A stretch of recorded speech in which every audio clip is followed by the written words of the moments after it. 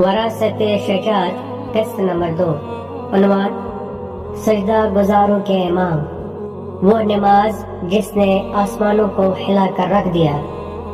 بسم اللہ الرحمن الرحیم۔ ہم جانتے ہیں کہ وہ بے مثل سورما تھے، لیکن کیا ان کی طاقت کا اصل راز جانتے ہیں؟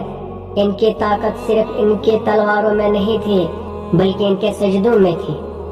مولا علی علیہ السلام ہر رات 1000 رکعت نماز پڑھنے کے لیے معروف تھے، اور ان کے پوتے امام سجاد علیہ السلام عبادت میں اس قدر غرق ہوئے کہ ان کا لقب زین العابدین یعنی عابدوں کی زینت پڑ گیا۔